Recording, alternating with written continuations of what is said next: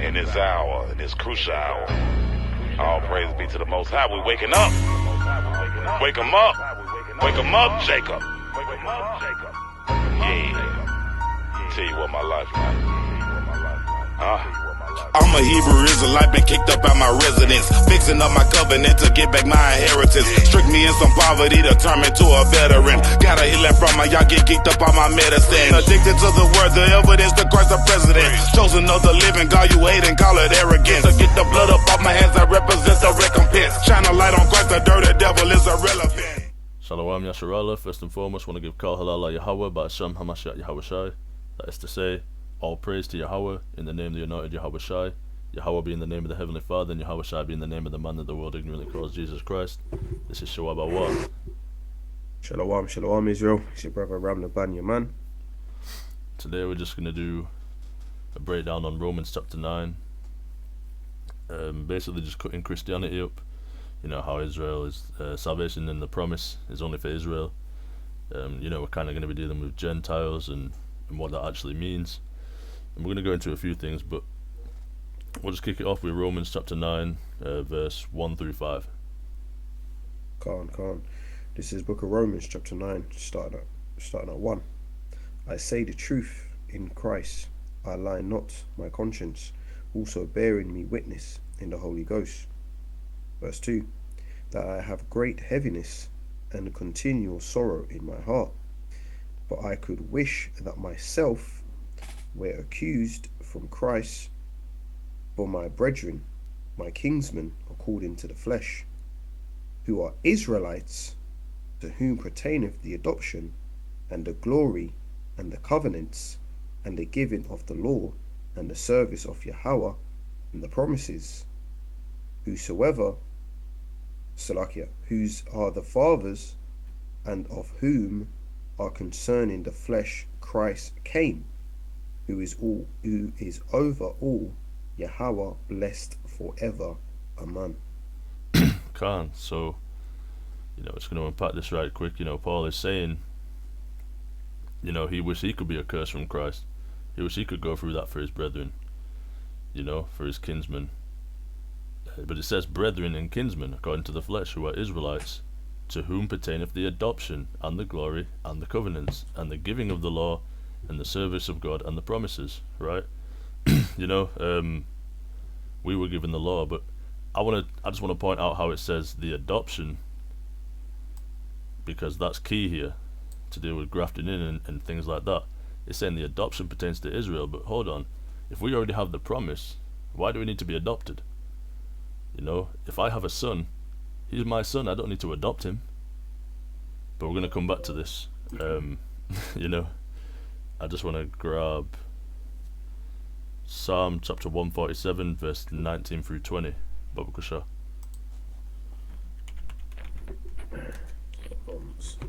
147, yeah? Khan. Starting at 19. This is the book of Psalms 147, starting at verse 19. He showeth his words unto Jacob, his statutes and his judgments unto Israel. He are not dealt so with any nation, and as for his judgments, they have not known them. Praise ye the Lord. Right. He showeth his word unto Jacob, and his statutes and his judgments unto Israel, if not dealt so with any nation. As for their judgments, they have not known them. We're going to touch on that as well, also how they haven't known the judgments. But you know, he's only ever given this to Yasharallah, not to anyone else.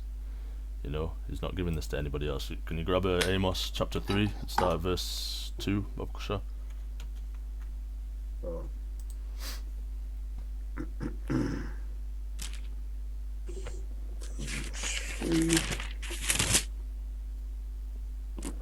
This is the book of Amos, chapter 3, starting at verse 2. Ye only have I known all the families of the earth, therefore I will punish you for all your iniquities. Salakia, I meant verse 1, but that was my bad. But either way, the point's been made. The point's been made. You know, the point was verse 2. We don't need verse 3. That's my bad. But yeah, that was the point I wanted anyway. You only have I known of all the families of the earth. Therefore, I will punish you for all your iniquities. You know, he punishes us for our iniquities. You know, we get the judgments. You know, it says, you only have I known. You know, and we know that the Most High doesn't change. So we'll go back to Romans 9 and start at verse 6.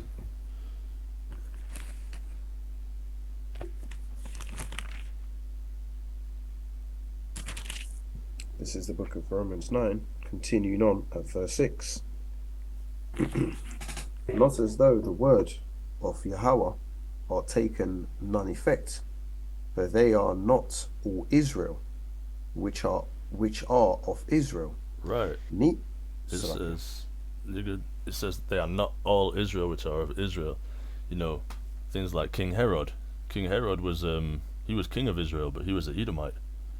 You know? Or even in the case, we're going to come back to this verse as well when we make another point later on. But you know, it says they are not all Israel which are of Israel. Christians like to twist this and say, oh look, they get a bit giddy here. You know, they start saying, oh look, they're not all Israel which are of Israel. And that's not what it's talking about. King Herod, he wasn't an Israelite, but he was king of Israel. Yeah, so it's just these verses that Christians read and get giddy. They don't consider any context, but we can read on. This is verse 7.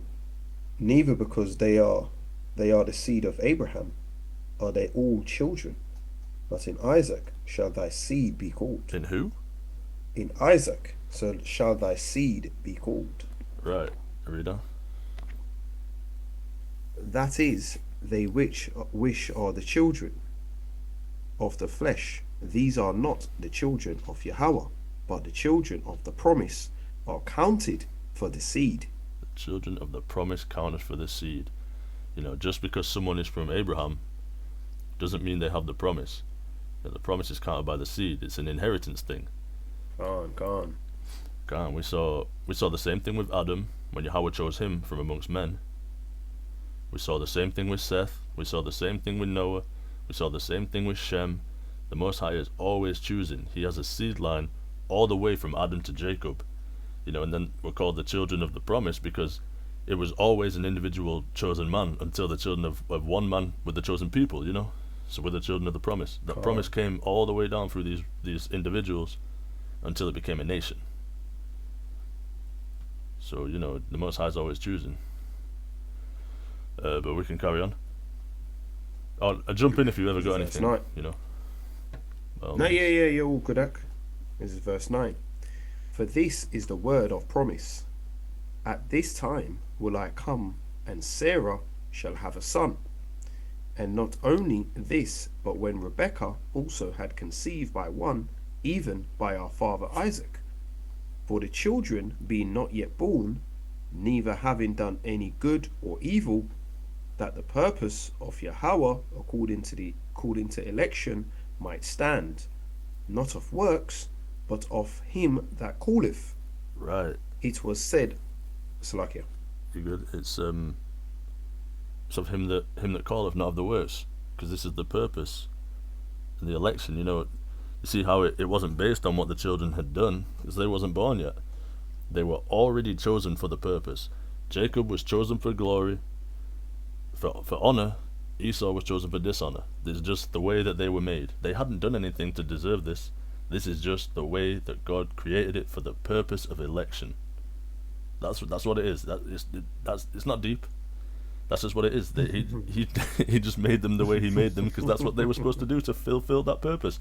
When you're creating a movie, you got a good guy and a villain. Someone has to play the villain. Yes, sir. Someone has to be the villain. Yes, someone sir. has to be the good guy. It's just scripted. It's already decided. That's how it's going to be. Well, it's like I always say, Ak, you know, for every Batman there needs to be a Robin. You know what I mean? So at the end of the day, you know, we need to always remember that you know, like you said, someone always has to be the villain, someone has to be the good guy. You know, it's just a matter of who's going to play those roles. You know, and obviously the Most High pick who we wanted to play those roles. So we have to play our role, and they have to play theirs. Can't exactly. If there was no Thanos, then Infinity Wars would be a 2-minute movie. You know what I mean? That's real facts. That's real facts. There wouldn't be a movie. It'd just be a bunch of dudes hanging out. That's what that would be. There wouldn't be a movie. You know, it's just the purpose. Oh. Yeah, no, I hear that. I hear that. Nice point, Ak. But you can read on. Where are we? Verse 12. Can't. So, verse 12. It was said unto her, the elder shall serve the younger. As it is written, Jacob have I loved, but Esau have I hated. Right. When it says, as it is written, it's quoting something previously written. So Paul is quoting Malachi chapter 1. And he's affirming the point that God created Jacob to be loved and Esau to be hated. But does this make God unrighteous? Well, let's find out. You can read on. What shall we say then? Is there unrighteousness with Yahawah? Yahawah forbid. For he saith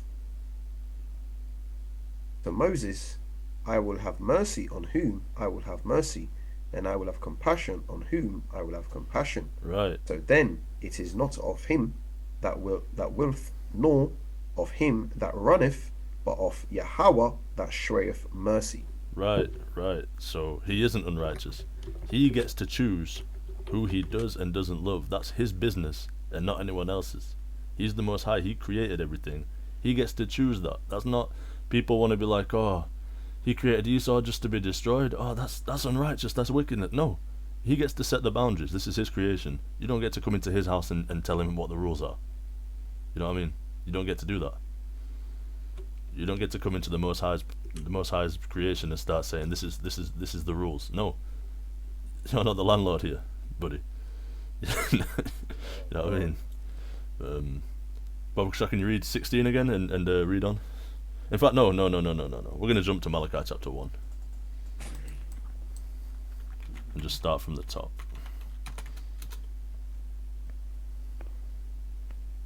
This is the book of Malachi, starting at chapter 1. The burden of the word of the Lord to Israel by Malachi. I have loved you, saith the Lord. Yet ye say, wherein, as if thou loved us? Was not Esau Jacob's brother, saith the Lord?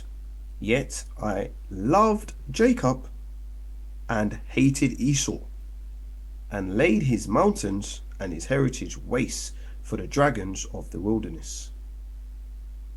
Whereas Edom saith, we are impoverished, but we will return and build the desolate places. Thus saith the Lord of hosts, they shall build, but I will throw down, and they shall call them the border of wickedness, and the people against whom the Lord of indignation forever. Right. So, a couple of things. One thing is Paul is quoting this verse, this chapter. Paul is quoting this, which lets us know that this Old Testament saying is not gone away. But then also, verse 4, at the end of verse 4, it says, the people against whom the Lord hath indignation forever. Indignation is a strong hatred. That's what indignation is. Indignation means a strong hatred. It says the people against whom the Lord hath indignation forever. You know, it's never ending, right? So, you know, people want to say, oh, yeah, God only hated Esau. It's nothing to do with the Edomites. But, well, first of all, he said he would hate them forever. And, you know, is God going to change his mind? Nah. Let's jump to Malachi chapter 3, verse 6. It's lucky, you said what? I said, God forbid, you'd ever change his mind. God. This is the book of Malachi, chapter 3, verse 6. For I am the Lord, I change not, therefore ye sons of Jacob are not consumed. Right. He said, I am the Lord, I change not, therefore ye sons of Jacob are not consumed. He said he doesn't change. So hell no, he doesn't change his mind. You know, he doesn't change his mind. Can you grab Numbers 23 verse 19, Bob Kusha?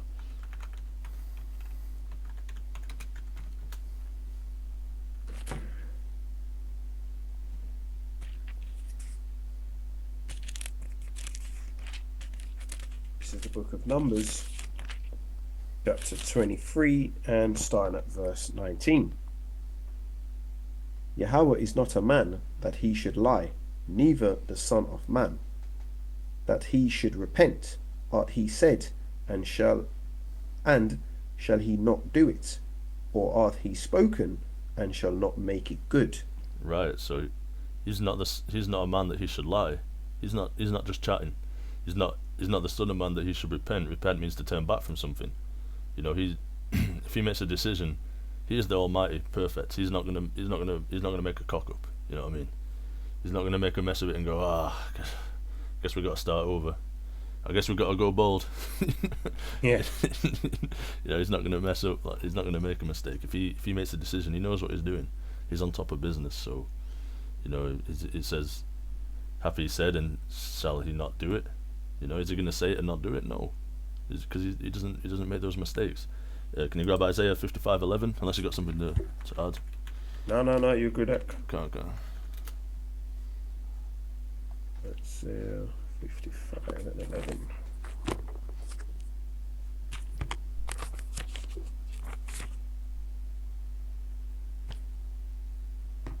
This is the book of Isaiah, chapter 55, starting at verse 11. So shall my word be that goeth forth out of my mouth. It shall not return unto me void, but it shall accomplish that which I please, and it shall prosper in the thing whereto I sent it. Right. So his word doesn't come back void until it accomplishes what he pleases. So if he says that he hates Edom, that's not going to change. If he says that he's going to destroy them, guess what? Obadiah 1:18. A lot of people think that with the New Testament that's not a thing anymore, you know. But we literally read right here that if he makes a decision, that's final. It's not going to come back until it's done. So he said he's going to destroy Edom. Guess what? He's going to destroy Edom. There's no if, ands, buts, or maybes, you know. But now we're actually going to jump to the Apocrypha. I want to grab Sirach chapter 11 verse 28, Babukasha, because I want to make a point. I made my first point about him not changing his mind, but I also want to make another point that Esau is Edom, you know, because like I say, people verse 28, yeah. Sirach 11:28, because people say that, you know, he only hates Esau, he doesn't hate the Edomites. But first of all, I mean, we just read in Malachi that people against whom we have indignation forever. We just learned that he doesn't change his mind.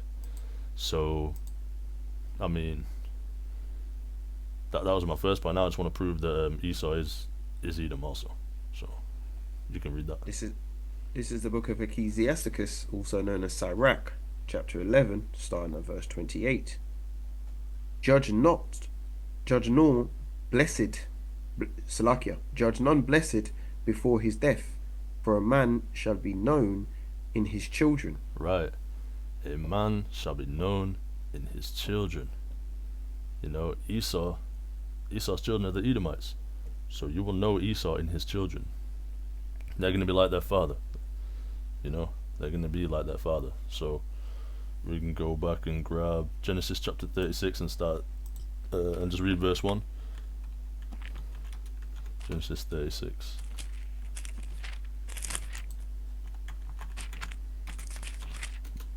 This is the book of Genesis, chapter 36, starting at verse 1. Now these are the generation of Esau, who is Edom. Right. So Esau is Edom. These are the generations of Esau, who is Edom. Can you grab verse 8 and 9?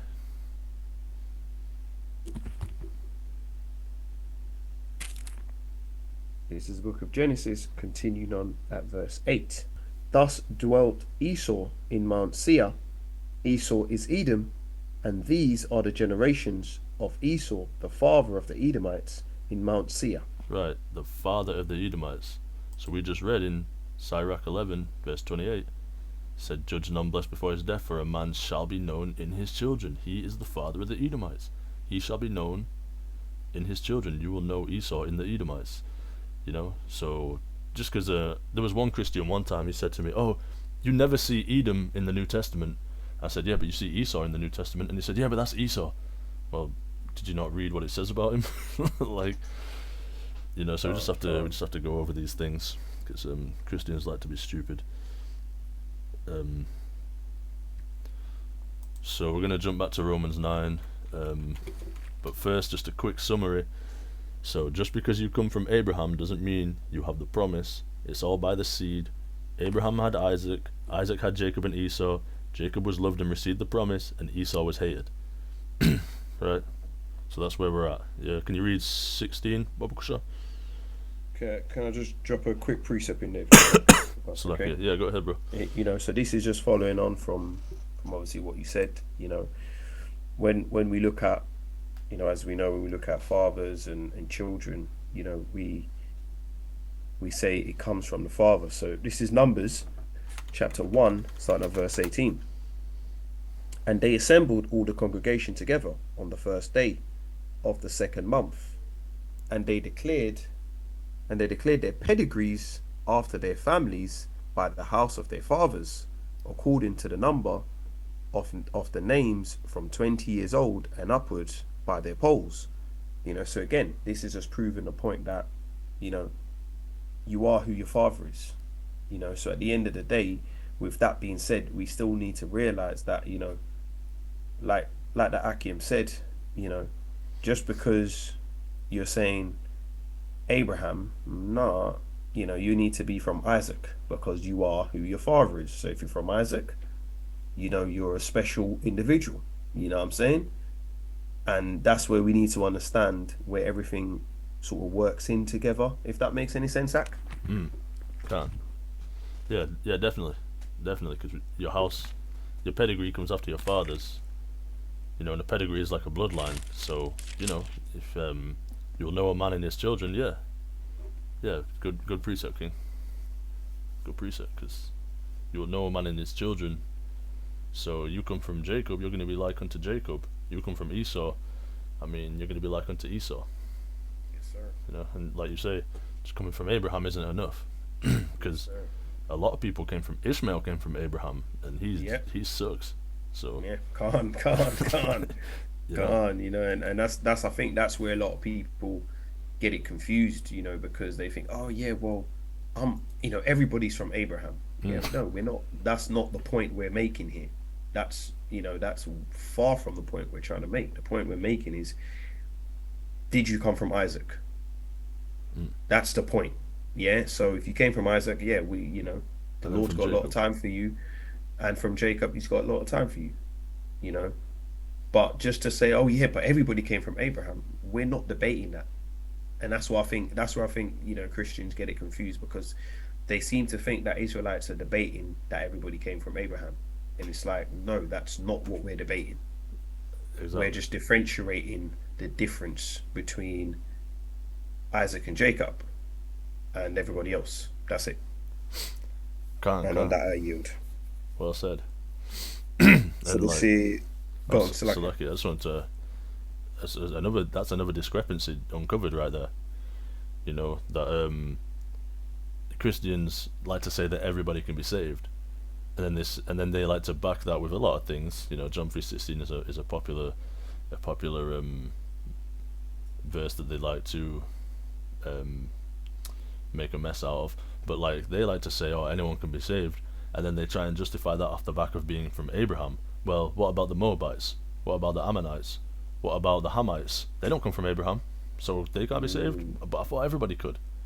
If you have to be from Abraham, but also anyone can be saved, you know, you've kind of got a little bit of a contradiction going on. You know, you're brewing up lies. And a lot of them don't even realize how stupid they sound when they say this stuff. Yeah. But yeah, we can get that Romans 9:16. This is the book of Romans, chapter 9, continuing on at verse 16. So then, is it not of him that willeth, nor of him that runneth, but of Yahawah that sheweth mercy? Right, so he chooses who he will show mercy to. It's not about what they did, he just pre-decides it. Now, am I telling any Israelites to not do good works, you know? No, that's not what I'm saying. What I'm saying is that we weren't chosen because of our works, we were chosen because we were made to be chosen. It's not because of anything we did. You know, just going off the Spirit, can you grab Colossians chapter 2 verse 8?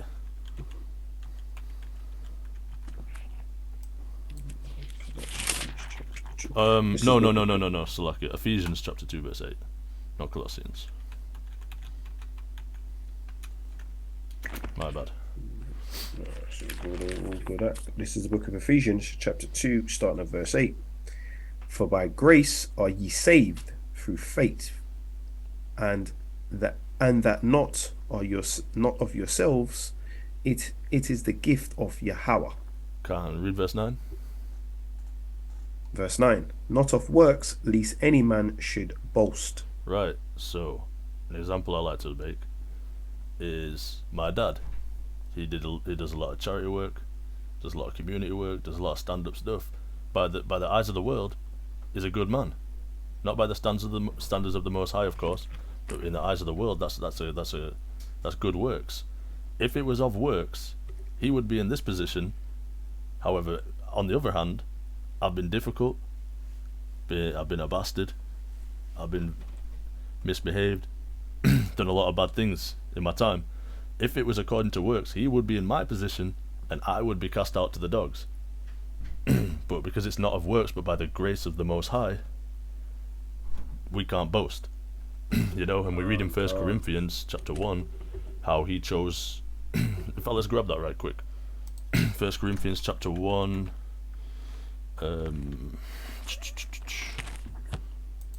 What verse do I want?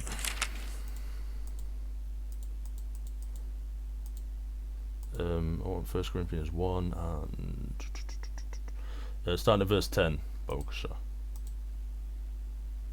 This is the book of 1 Corinthians, chapter 1, starting at verse 10. Now I beseech you, brethren, by the name. Oh, no. Salakia. My bad. No.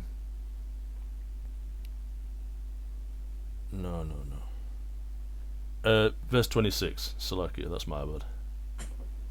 This is 1 Corinthians, chapter 1, starting at verse 26. For ye see your calling, brethren, how that not many wise men after the flesh, not many mighty, not many noble are called. But Yahawah are chosen the foolish things of the world to confound the wise, and Yahawah to confound the wise, and Yahawah are chosen the weak things of the world to confound the things which are mighty, and base things of the world, and things which are despised are Yahawah chosen, and the things which are not, to bring to naught things that are,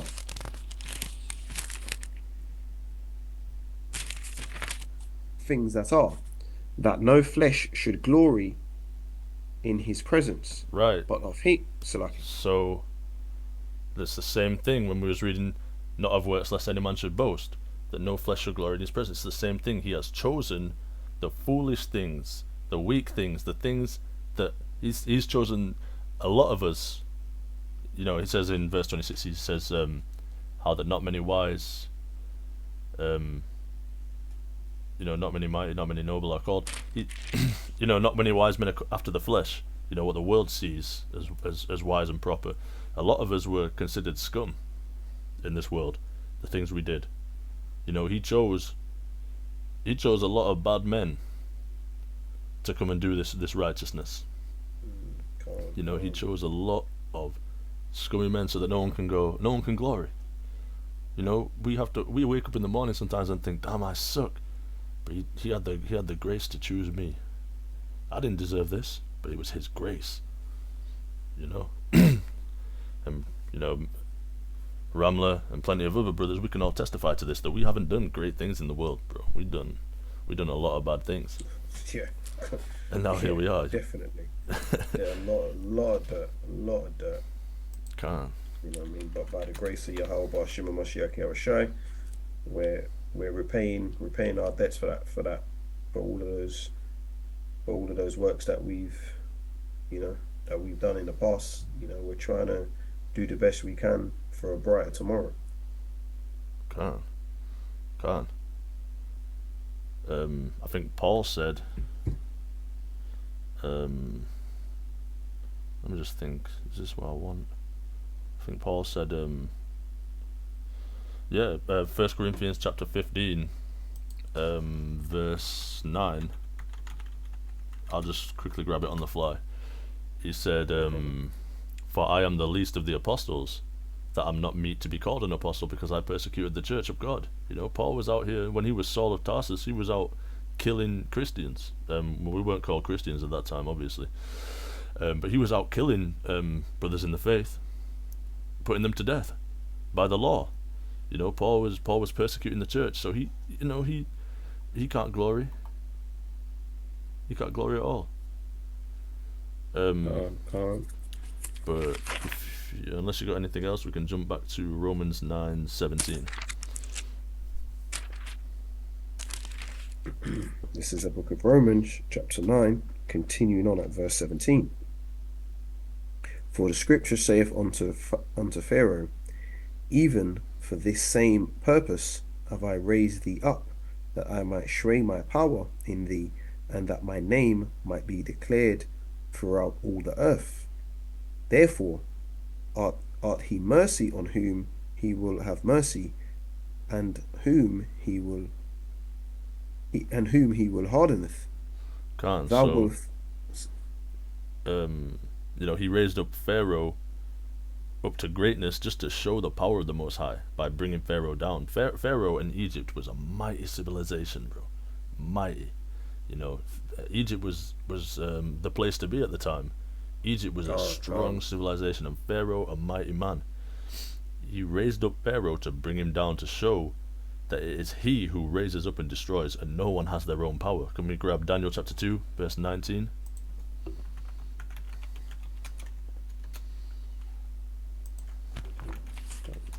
And just read through to 21. This is the book of Daniel chapter 2, starting at verse 19. Then was the secret revealed unto Daniel in a night vision, and Daniel blessed the Yahawah of heaven. Daniel answered and said, Blessed be the name of Yahawah forever and ever, for wisdom and might are his.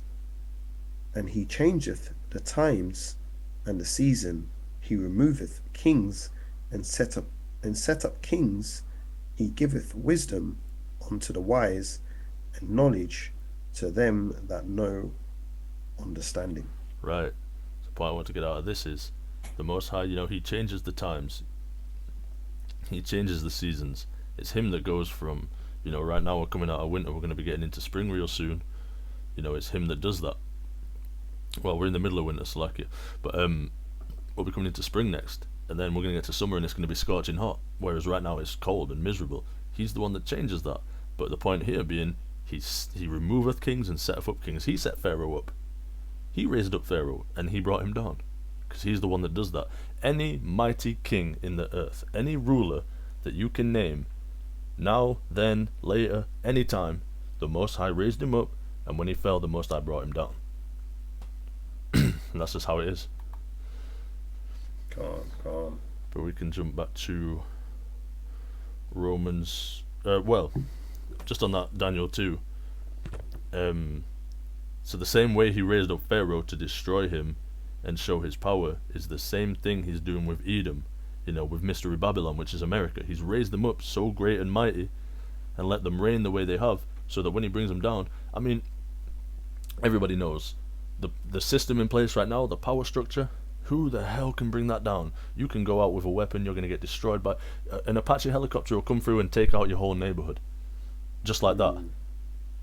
One press of a button and a nuke will take out your entire country. Who can fight and stand up against this power structure that's in place right now? The Most High has made them so powerful that us, just standard people, we don't have it. Nobody can topple it. It's impossible. It seems like it's like unbeatable. The only one, Yahawah by Yahawashi and the heavenly host, going to come through and knock it all down, and then people are going to go down. The Most High is powerful. You can't. God. You need, not even the Avengers could take this place down. Fuck the Avengers. I'm not trying to glorify them, but I'm just making the point that No, it's a valid point. Yeah, people can't take this down. You can't imagine a way that this could fall. But the Most High is going to come through with his son and his armies. He's going to raise us up and then it's going to be destroyed, and people are going to know that the Most High is the power. But we can read verse 19 in Romans 9.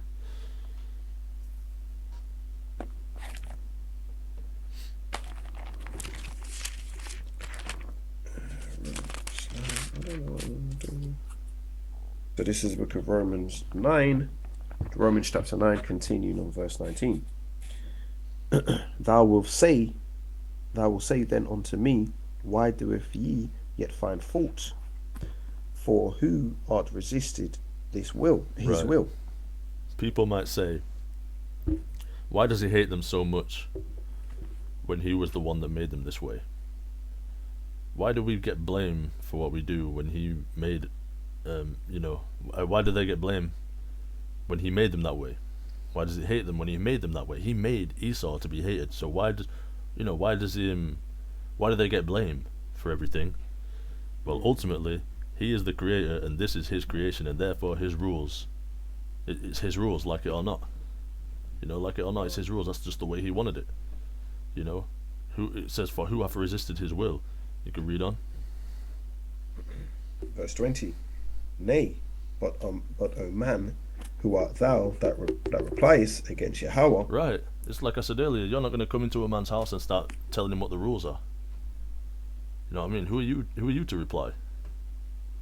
This is his creation, not yours. So you don't go into someone else's house and start telling them what the rules are. The same way, if the Most High wanted it to be that way, tough tits. That's the way it is. So you can read the verse though, Slaki. Shall the thing formed say to him that formed it, why hast thou made me thus? Art not the potter power over the clay of the same lump, to make one vessel unto honor and another unto dishonor? Right. So the potter, he has power over the lump of clay. He can make one vessel that he wants to make he wants to make that a beautiful vase, with great honor, great glory, where people come around and see it on the mantelpiece and say, wow, that's nice, you made that, that's real nice. People will glory it. But then if he wants to make another, he's got some clay left and he wants to make a couple of vases because he just wants to smash them up and have some fun destroying them, so be it. He can do that. It's his clay. Who's gonna come in and say, hey, you shouldn't be doing that? Or is the clay gonna say, nah, don't destroy me? No, because it's just clay. It's his choice. If he wants to make one glorious and the other one he wants to destroy just for the fun of it, or just for the purpose, that's just what he's making it for, so be it. That's his to do. It's his clay. Can you grab Jeremiah chapter 18 and start at the top?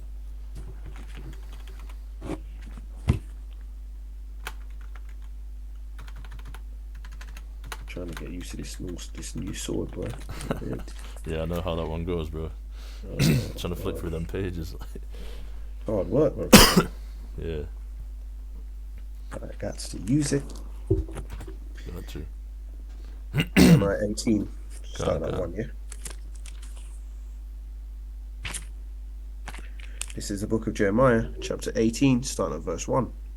The word which came to Jeremiah from the Lord, saying, Arise and go down to the potter's house, and there I will cause thee to hear my words. Then I went down to the potter's house, and behold, he wrought a work on the wheels, and the vessel that he made of clay was marred in the hand of the potter. So he made it again another vessel, as seemed good to the potter to make it. Then the word of the Lord came to him, saying, O house of Israel, cannot I do with you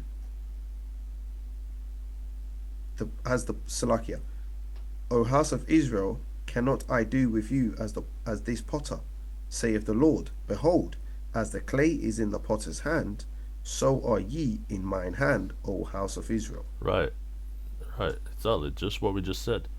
If he wants to do that, he can do that. And this chapter, we might just read through this chapter, to be honest.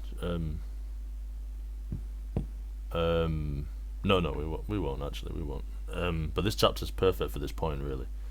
But yeah, it's the same thing. If he wants, he can do what he pleases, man. We're in his hands like clay in the potter's hands. Do what he pleases with it. He can make it into this. He can make it into that. He can destroy it. He can build it. It's his. It's his choice and it's his possession. So, you know what can we say about that? You know. Can't. Definitely, Ak. We can get back to Romans 9 and verse 22.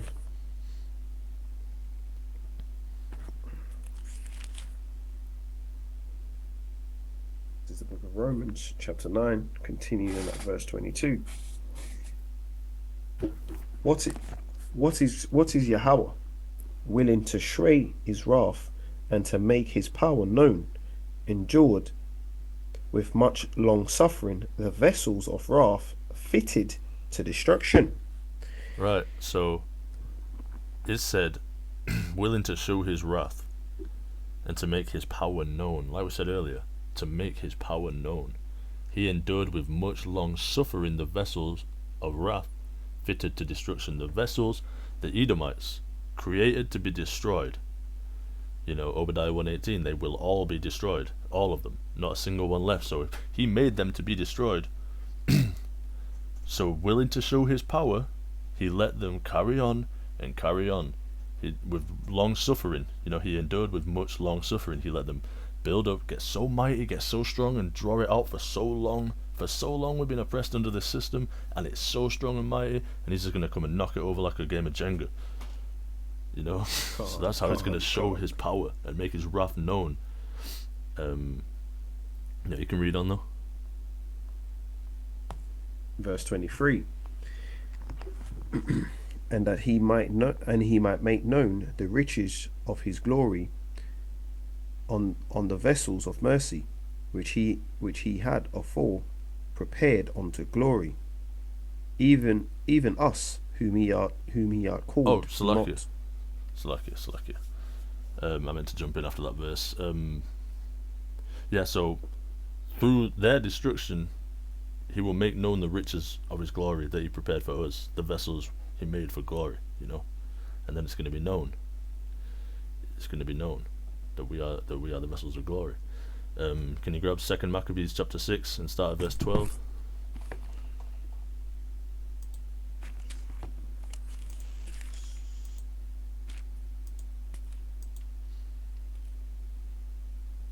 This is the book of 2 Maccabees chapter 6, starting at verse 12. Now I beseech those that read this book, and they be not discouraged, but these calamities, but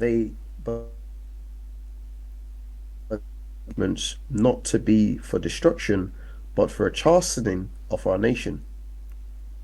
Right, not to be that they judge those punishments not to be for destruction, but for a chastening of our nation. He's not punishing us to destroy us completely, but to chasten us. You can read on.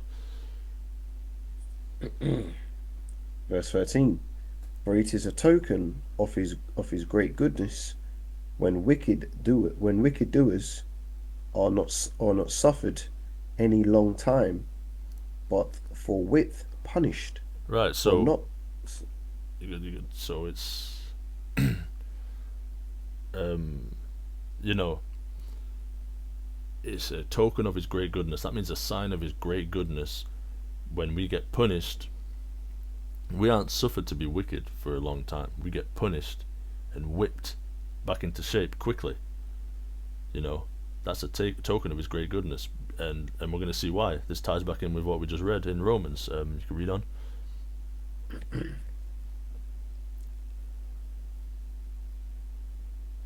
Verse 14. For not as with other nations who the Lord patiently forbeareth to punish till they become to the fullness of their sins, so dealeth he with us. Right, so we aren't dealt with as other nations. He patiently forbears them to punish. He waits. He leaves it off until they come to the fullness of their sins. Right, so it's like what we just read. he suffers them with long suffering to show his great wrath and power. You know, he's not punishing them the way he punishes us, like we read earlier in Amos. Therefore, I will punish you for your iniquities, because I only know you. You know, so at the end of the day, if we were to come to the fullness of our sins and then get punished, we'd be destroyed like the heathen. They're going to come to the fullness of their sins before they get punished. That is going to... Think about how badly we've been did just before we got to the fullness. You know what I'm saying? Think about how badly we got did before we... And that wasn't the fullness of our sins. These heathens, they get from forever, they're getting to the fullness of their sins. That punishment is going to be mad. You can't even imagine it. You can't even imagine that. But think about how bad we have been punished, and we were getting quickly punished so that we didn't, go all the way. Can't. Think about how bad it's going to be for them, man. Hey, you can read on. This is verse 15. Least that being come to the height of sin, afterwards he should take vengeance of us. And therefore he never withdraweth his mercy from us, and thought he punished with adversity, yet doeth he never forsake his people. Right, so he punishes us, but he never forsakes us. He never withdraws his mercy. It's mercy that he punishes us. If he didn't, he'd have to punish us at the end of the show, and that's going to be bad. That's what the heathen are going to get. So it's mercy that he punished us. But jumping back to Romans chapter 9, like he said, what if God, willing to shew his wrath and to make his power known, endured with much long suffering the vessels of wrath fit to destruction? Can't. But unless you've got anything, you can jump to verse Romans 9:24. This is the book of Romans chapter 9, continuing on at verse 24. Even us whom ye are called, not of the Jews only, but also of the Gentiles. As he saith also in Osee, I will call them my people, which were not my people, and he beloved and her beloved, which was not beloved. Right, so in verse 24 he says, even us, whom he hath called, not of the Jews only, but also of the Gentiles. If we go to the blue letter of that word Gentiles, this is where Christians get giddy once again. They say, oh look, not only of the Jews, but also the Gentiles. Gentiles doesn't just mean people who aren't Israelites. It's the word Gentile, as you can see here, it's ethnos, and it means a multitude, whether of men or beast, associated or living together. Associated or living together. Now, there could be let's say a Chinese man living next door to a Russian man. They both live in London, right? They will be considered British citizens, but because they are associated or living together, but they are two different people, two different nations. So really, ethnos is just a nation, right? A nation, not in the sense where it's where Israelites, there's Edomites, there's more, but not in that sense, but in the sense of where you live. A tribe, nation, people group. So we can grab 1 Corinthians chapter 12 verse 2. 1 Corinthians 12. This is the book of 1 Corinthians chapter 12, starting at verse 2. You know that ye were Gentiles, carried away unto these dumb idols, even as ye were led.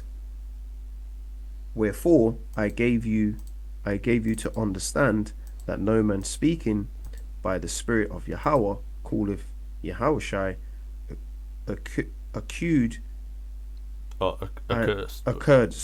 accursed, and that no man can say that Yahawashi is the Lord, but by the Holy Ghost. Right. So in verse 2 he said, ye know that ye were Gentiles, carried away unto these dumb idols, even as ye were led, right? You know that ye were Gentiles. He said, and bear in mind in verse 1 he said brethren. He's talking to his brothers, Israelites. he said that ye know that ye were Gentiles. Can you grab 2nd Maccabees chapter 4 and start at the top? Babakusha.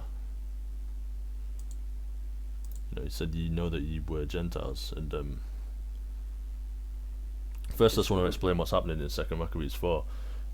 Basically, the high priest was Onias, and he was a righteous high priest. But his brother was jealous. His brother Jason was jealous, and he wanted to be high priest. So he bought the position of high priest from who did he buy it from? From Antiochus, right? Because they were the Greeks that were ruling Judea at the time. So he bought that position from Antiochus, which was a big no-no. But then look what he did when he bought it. You can start from the top. This is the book of 2nd Maccabees. This is the book of 2nd Maccabees, chapter 4, starting at the top.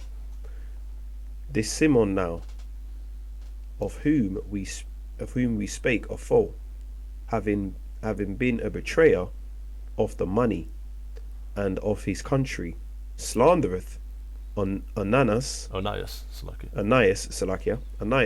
as if he had terrified Eludurus, and been the worker of these evils. Right, so he slandered he kind of lied on Onias' name. Simon lied on Onias, kind of said that he was doing all this evil. You can read on. Verse 2. Thus was he bold to call him a traitor, that had deserved well of the city, and tendered his own nation, and was so zealous of the laws. Right, so Onias was zealous of the laws, tended his own nation. It means he took care of them, and he deserved well of the city. He deserved well for what he did. He was doing good stuff. So Simon was bold to call him a traitor. Will you read on? Verse 3. But when their hatred went so far that by one of Simon's factions murders were committed, Onias, seeing the danger of his contention, and that Apollinus as being the governor of Seleucus and Phoenice, did he rage and increase Simon's malice. Simon's malice. Verse 5. He went to the king, not to be an accuser of his countrymen, but seeking the good of all, both public and private. For he Slakia, actually, we can jump down to verse. Wait, what verse was he on? We was on. Oh no, Slakia, you can carry on. My bad. Verse 5. Verse 6. Oh, Slakia, yes, verse 6. This is verse 6. For he saw that it was impossible that the state should continue quiet, and Simon leave his folly, unless the king did look thereunto. But after the death of Seleucus and Antiochus, called Epiphanes. These Maccabees words are hard, bro. For real, bro. Epiphanes kingdom, Jason, the brother of Onias, labored on the hand to be high priest. Right, underhand meaning kind of off the books. Yeah. You know, Jason, the brother of Onias, was laboring in a way he shouldn't have been doing to become the high priest. Verse 8. Promising unto the king by interception 360 talents of silver, and of another revenue 8 talents. Beside this, he promised to assign 150 more, if he might have licensed to set him up a place for exercise, and for the training up of youth in the fashions of the heathen, and to write them of Jerusalem by the name of Antiochus. Right, so he promised to assign 150 more if he might have license to set up a place of exercise. That's a gymnasium. And what the Greeks did in gymnasiums, they kind of exercised naked. You know, they were, so this was a freaky thing. This wasn't just, oh, a place of exercise, cool. No, they were getting freaky in there. They were exercising naked with other men. And for the training up of youth in the fashions of the heathen, training the youth. I'm just going to quickly jump into Proverbs 22, verse 6. It says, train up a child in the way he should go, and when he is old he will not depart from it. So that's not just talking about in our laws, you know. You train up a child in the wrong thing, he will not depart from it. So training them, more time. So training them up in the ways of the heathen, it's bad, because you're training up the youth, you know. Can't. But it says, and to write them to Jerusalem by the name of Antiochans, as in to call them of Jerusalem Antiochans, right? So I get this to say that we can be called other things, you know. In this time, Jason kind of tried to buy his office and betrayed his people for honor, and then the people start to become heathens and become Hellenized because they were being called Antiochans. Let me actually just grab this same verse, 2 Maccabees 4:9. In the GNT, it says, Jason also offered him an additional 11,250 pounds of silver for the authority to establish a stadium where young men could train and to enroll the people of Jerusalem as citizens of Antioch. So they would be called Antiochans, the same way. Go on. So the same way that we live in the UK, people would call us British. You know, you might have people from two different nations. They might be, like we say, like an Ishmaelite, an Arab, and you know, an Israelite. They would both be called British, but they're two different people. You know, Definitely. So that's just how it is. Can you grab me Deuteronomy 32 and 21, Babakusha? Yeah, they were being called Antiochans. So when we're saying ye know that ye were Gentiles. 32 and 22, yeah? 21. 21, Salakia. This is the book of Deuteronomy, chapter 32, starting at verse 21. They have moved me to jealousy. They have moved me to jealousy with that which is not Yahawah. They have provoked me to anger with their vanities, and I will move them to jealousy with these which are not a people. I will provoke them to anger with a foolish nation. Right, he said he will provoke them to anger with a foolish nation. He will move them to jealousy with those which are not a people. Can you grab me Romans chapter 11 verse 11, Babakusha? He said he would move us to jealousy with those which are not a people. This is the book of Romans, chapter 11, verse 11. I say then, have they stumbled, that they should fall? Yahawah forbid. But rather through their full salvation is come unto the Gentiles, for to provoke them to jealousy. Right, so salvation is coming to the Gentiles for to provoke them to jealousy. He said he would provoke us to anger with those which are not a people. But the Gentiles, you know, Greeks, they're a people. Ishmaelites, they're a people. You know, the Edomites, they're a people. Moabites, they're a people. So when it's talking about these Gentiles, it's not talking about salvation being given to the Gentiles, as in the ethnic Gentiles. It's talking about salvation being given to those that were cast off, because we're going to get into that real soon. But can you grab me Isaiah chapter 7 verse 8? Because when it says those which are not a people, we're just going to link this together. Isaiah chapter 7 verse 8.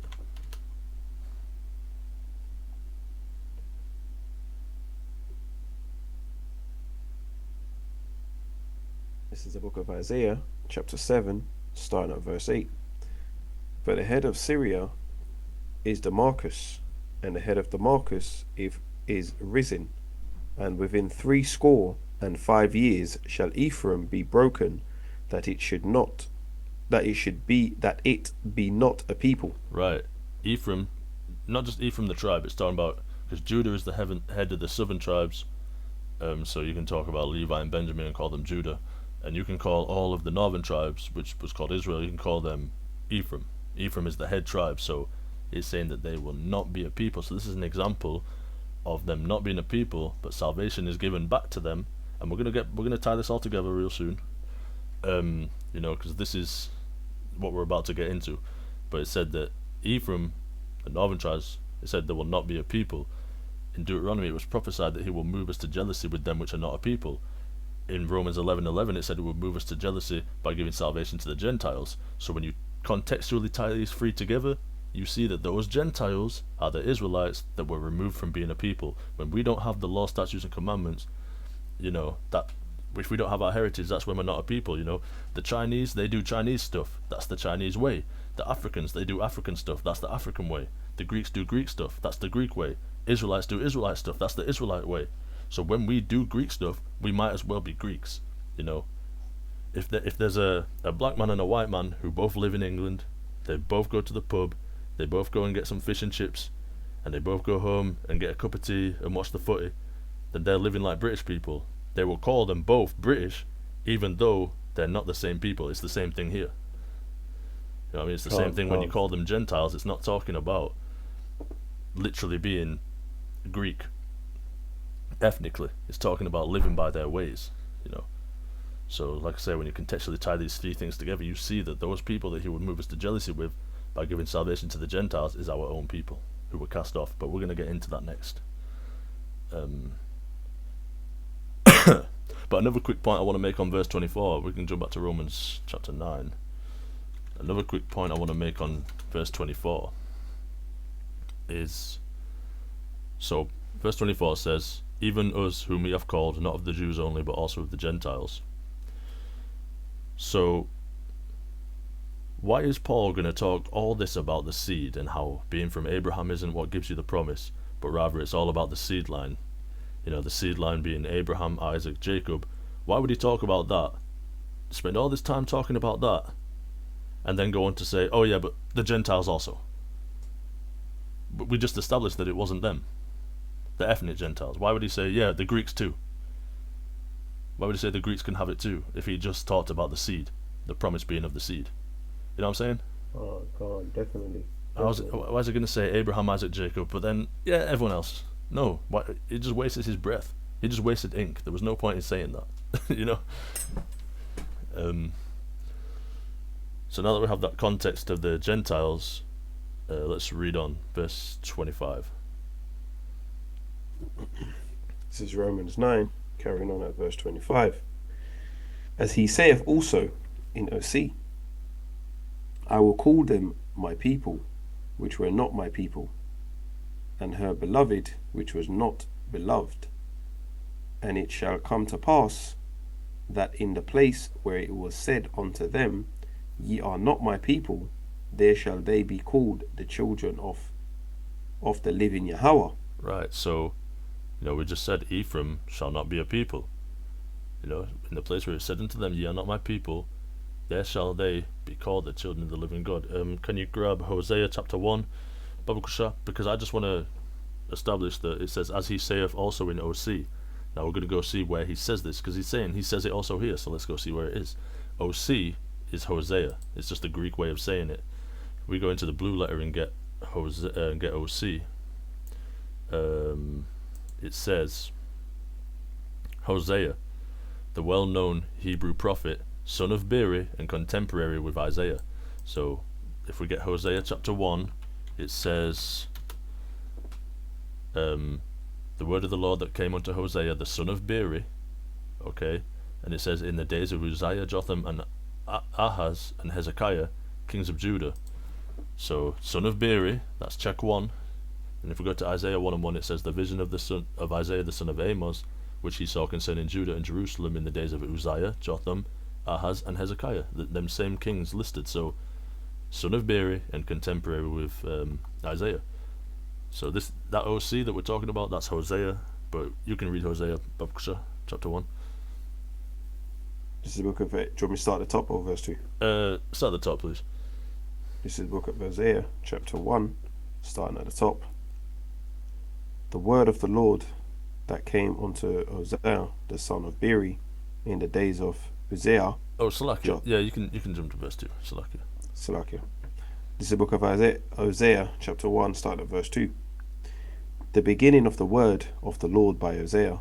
And the Lord said to Hosea, Go take unto thee a wife of whoredoms, and the children of whoredoms, for the land art committed great whoredom, departing from the Lord. Right, so that's us going into idolatry.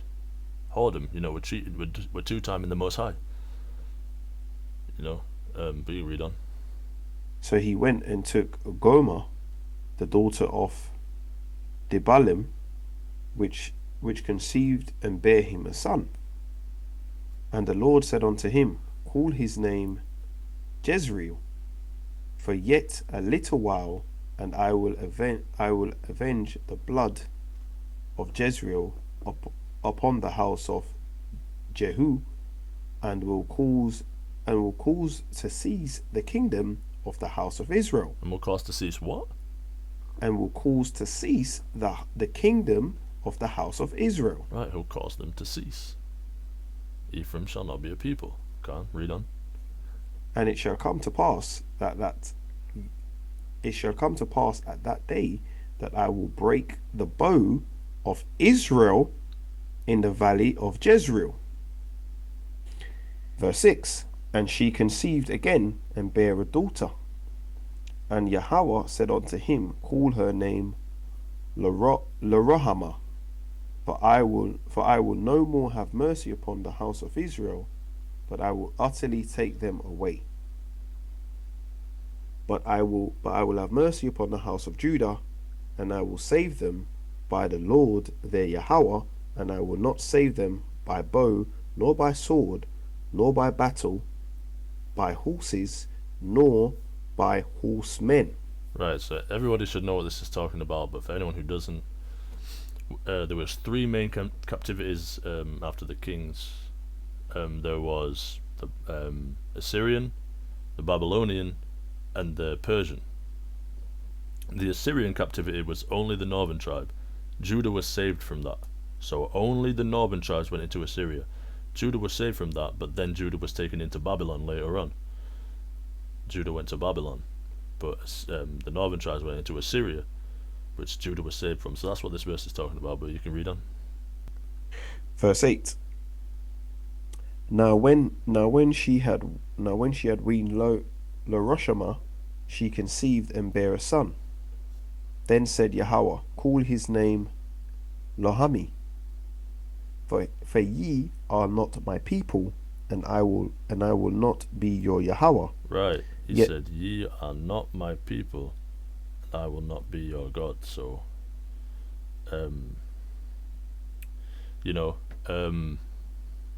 it's the same thing what we read in Romans, where it was said unto them, Ye are not my people, there ye shall be called the children of the living God. So when we read Romans 9 back in context, it says, Even us, whom we have called, not of the Jews only, but also of the Gentiles, as he saith also in Hosea, I will call them my people, which were not my people, and her beloved, which was not beloved. Christians might read that verse and say, oh, he'll call them my people, which were not my people. We were never his people, but now we can be. No. He's talking about what he said in Hosea. And who was he talking to in Hosea when he said, Ye are not my people? The house of Israel. Said, For ye are not my people, and I will not be your God. Read on. Verse 10. Yet the number of the children of Israel... The number of the children of who? Yet the number of the children of Israel right. shall be as sand of the sea, which cannot be measured nor numbered. And it shall come to pass that in the place where it was unto them, ye are not my people.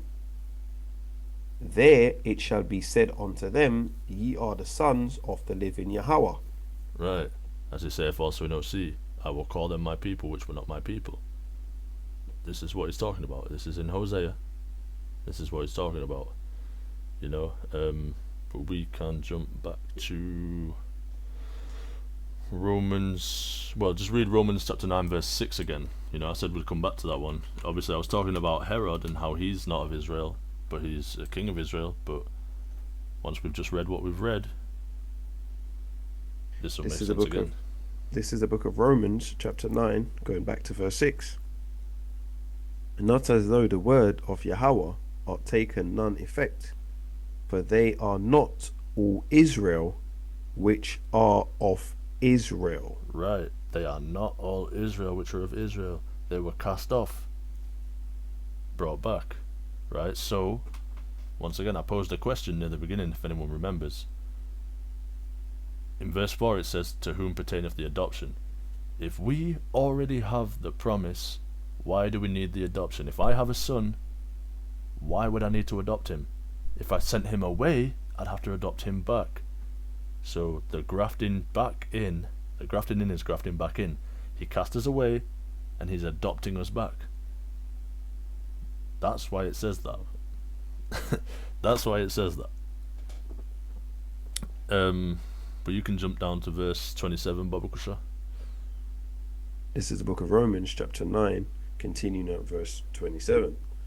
Now Esaias also crieth concerning Israel, though the number of the children of Israel be as the sand of the sea, a raiment shall be saved. Right. So you see how he's talking about Israel? How a remnant of Israel shall be saved, right? Let's go to Isaiah chapter 10, verse 22. And we're nearly done here, but just got a few things to establish. Chapter 10, verse 22, Baba Kusha. This is the book of Isaiah, chapter 10. We're starting at verse 22. For though thy people Israel be the sand of the sea, yet a raiment of them shall return. The consumption decreed shall overflow with righteousness. Right, so I went here because this is what Paul was quoting in Isaiah. But even still, where he quoted it from, it's talking about Israel. So when he's quoting it, he's talking about Israel. You see, go back to Romans 9, verse 28 and 29, Baba Kusha. This is the book of Romans chapter 9, continuing on at verse 28. For he will finish the work and cut it short in righteousness, because a short work will the Lord make unto the earth. And has Esaias said before, except the Lord of Sabaoth had let us a seed, we have been a Sodoma, and been Sodoma, yeah, that's Sodom. Yes, a Sodoma, and been made like unto Gomorrah. Right, so he says unless the Lord had left us a seed, a remnant, we'd be like Sodom and Gomorrah. Sodom and Gomorrah were completely consumed, completely destroyed. Unless he'd left us a remnant, we'd be completely destroyed. Grab Isaiah chapter 1, verse 9, Baba Kusha. Isaiah 1. This is the book of Isaiah chapter 1, starting at verse 9. Except the Lord of hosts had left unto us a very small raiment, we should have been as Sodom, and we should have been like unto Gomorrah. Right, so unless he'd left us a remnant, we would have been wiped out like Sodom and Gomorrah. That's why he says in Malachi 3 and 6, he says, for I am the Lord, I change not, therefore ye sons of Jacob are not consumed. If he changed, we would be completely consumed, but he doesn't change. That's why he says, therefore ye sons of Jacob are not consumed. If he didn't leave us a remnant, we'd be completely consumed, right? Read verse 30, Baba Kusha, Romans 9. This is the book of Romans 9. This is the book of Romans chapter 9, continuing on at verse 30. What shall we say? What shall we say then? That the Gentiles which followed not after righteousness have attained to righteousness, even the righteousness which is of faith. Right, so the Gentiles which followed not after righteousness, as in they followed not the law, they were doing all kinds of idolatry, right? Our people. They were doing all kinds of idolatry and murder and all manner of wickedness, and you can read all about that in books like Kings and Chronicles. You know, from when we were doing this stuff. You know, the northern kingdom and the southern kingdom were both massive in wickedness. They didn't follow after righteousness. Right, so let's see right quick what righteousness actually is. Can you grab Deuteronomy chapter 6 verse 25, Baba Kusha? Oh.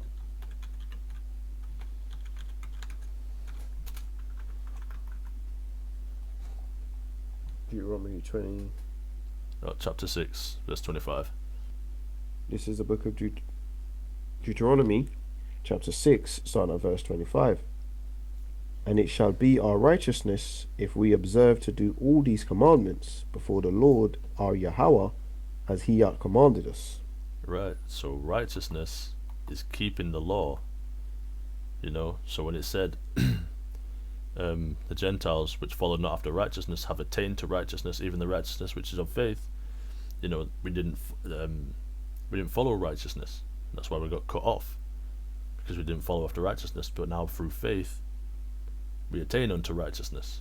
You know, when you get cut off, for example, circumcised the 8th day, you don't do that, you get cut off from Israel. You wouldn't be able to come back. But now, I wasn't circumcised on the 8th day, were you? Nope. But we're not cut off. Through faith we can come back to that. So, you know, jump back to Romans 9, chapter, verse 31, Salakia. This is the book of Romans, chapter 9, continuing on at verse 31. But Israel, which followed after the law of righteousness, are not attained to the law of righteousness. Wherefore, because they sought it not by faith, but as it were by the works of the law, for they stumbled at the stumbling stone. Right, so Israel were following after the law. Yeah, they were. So this is another one where Christians say, oh, the Gentiles didn't follow after righteousness, and Israel did, but they didn't attain unto the law of righteousness. They try and say that the Gentiles are ethnic Gentiles. No, what it's saying here is, back in the day, we didn't attain unto righteousness. We were doing idolatry, murder, all this wickedness. We got cast off. Israel followed after the law of righteousness, have not attained to the law of righteousness. Wherefore, because they sought it not by faith, but as it were by the works of the law, for they stumbled at that stumbling stone. Can you grab Romans chapter 10 verse 2 and verse 3? This is the book of Romans, chapter 10, starting at verse 2.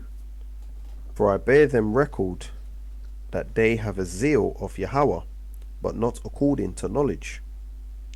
For they, being ignorant of Yahawah's righteousness, and going about to establish their own righteousness, have not submitted themselves unto the righteousness of Yahawah. Right, so, you know, this is what it's talking about. It's not talking about, oh, the Gentiles didn't have the law and Israel did, but the law is through faith. No, what it's talking about is, yeah, they had the law, but take Paul, for example. Paul was persecuting the church. He shouldn't have been doing that. He was doing it by the law, but not by God's righteousness. You see what I'm saying? He wasn't doing it because, you know, the Most High wasn't. He knew that he was a debtor for that. He knew he shouldn't have did that afterwards. But at the time, he thought he was doing righteousness because he was executing the judgments written in the law. He was performing the law. So that's what that's talking about. It's not talking about Gentiles didn't have the law, Israelites did. Nah, that's not what we're talking about here. Precept back. Go ahead, bro. This is the book of Philippians, chapter 3, starting at verse 9. And be found in him, not having mine own righteousness, which is of the law, but that which is through the faith of Christ, the righteousness which is of Yahawah by faith. Right. That was Philippians 3 verse 9. 3 verse 9 says, and he found in him, not having mine own righteousness which is of the law. Yeah, can't. Now is Paul saying don't keep the law? No, because Paul still kept the law afterwards. It's just there's mercy now. Can you read verse? That was a good precept, by the way, King. Good precept. Good precept. Can you read verse 33 in Romans 9, and then we'll wrap it up with my last point. This is the book of Romans, chapter 9, finishing off verse 33. As it is written, behold, I lay in Sion a stumbling stone and a rock of offence, and whosoever believeth on him shall not be ashamed. Right. So, at the end here, it might seem to the unlearned like Paul is saying you don't have to keep the law, just have faith. When really he's literally telling you to keep the law with faith. I mean, it literally says they did it not by faith. You know, they said even the righteousness which is of faith. So at the end of the day, it says because they sought it not by faith, but as it were by the works of the law. So he's not telling you not to keep the law, he's telling you to keep the law with faith. Having faith, part of having faith is mercy. In the law it says an eye for an eye. Christ said, if your neighbor smites you on the cheek, roughly paraphrasing, turn him the other one. Turn the other. That doesn't mean don't execute the law. That just means show him mercy. He can repent now. You don't have to, you were an adulterer, you don't have to die for that anymore. You were a murderer, you don't have to die for that anymore. You just have to repent. You get a second chance. Can you grab Romans chapter 6? In fact, while you're grabbing that, I'm just going to grab 1 John on the fly. 1 John chapter 3 verse 4. Romans 6 and what you want, just from the top, but let's grab 1 John 3 and 4 says, whosoever committeth sin transgresseth also the law, for sin is the transgression of the law. So sin is when you break God's law. So if we go to Romans 6 and read from the top. So this is the book of Romans 6, starting at the top. What shall we say then? Shall we continue in sin, that grace may abound? God forbid. How shall we that are dead to sin live any longer therein? Can't. So if we're dead to sin, how are we going to live in sin? He's not telling you not to keep the law. He's just telling you to show mercy now. Before you had to die for adultery, you had to die for murder. You don't have to die for those things anymore. You can repent, but like we said, should you continue in sin just because you have grace? No. If you do that, you're making Christ the minister of sin. Right? Can you grab Acts chapter 13 and start at verse 38?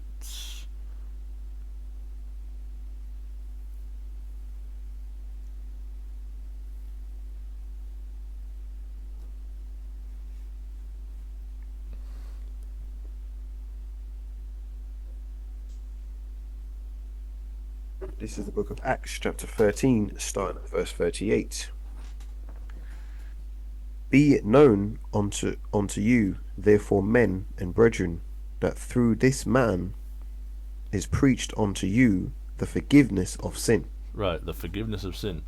Forgiveness, if I steal £20 out of Ramla's wallet, and he finds out, and he says, look bro, you shouldn't have done that, but look, I forgive you, it's cool, I forgive you. Does that then mean that I'm like, oh cool, well I'll take another 20 then? No. What kind of crazy shit is that? What kind of crazy shit is that?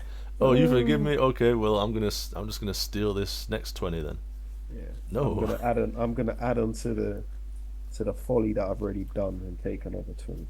Right. If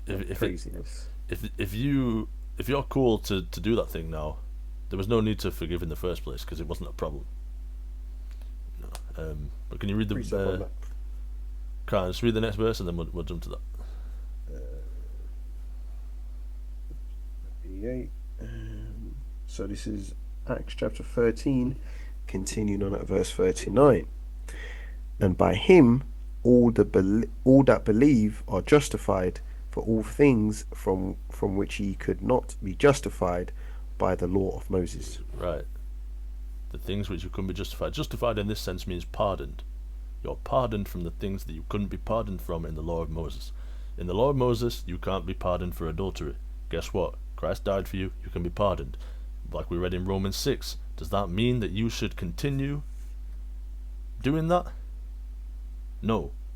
You've been pardoned. Don't do it again. Yeah.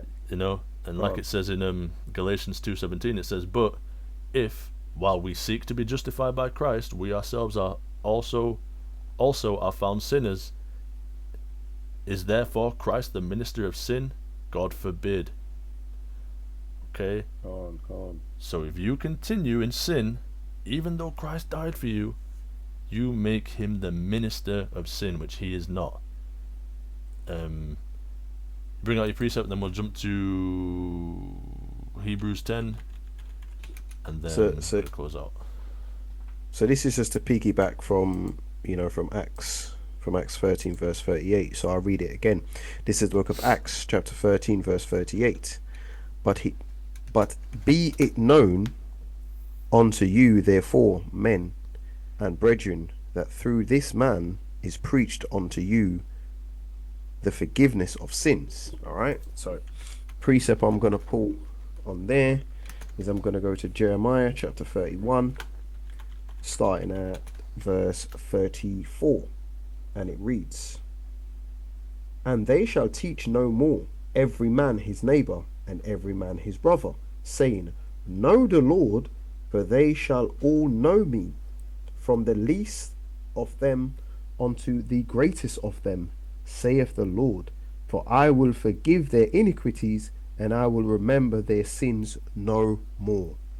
Khan, beautiful precept, King. Beautiful. He will remember their sins no more. He will forgive their iniquity. Khan. That fits right in perfect, man. Damn, man. I'm putting that one in my bag, and I didn't even have them lined up together. I didn't even have them two lined up together, bro. I'm not gonna lie to you. I didn't even have them paired up, but now I do.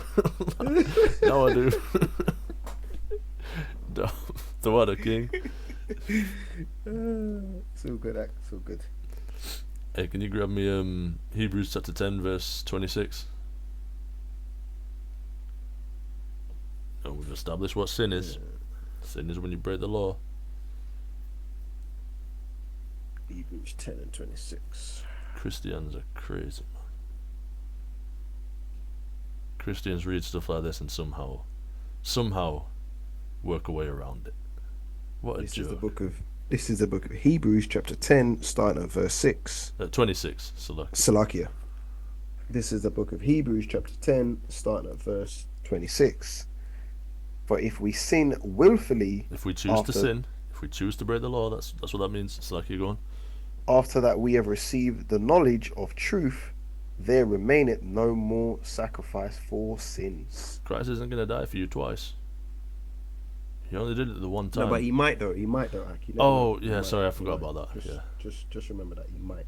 You know, it's not in the scriptures anyway, but I feel like it. The pastor said so. Yeah.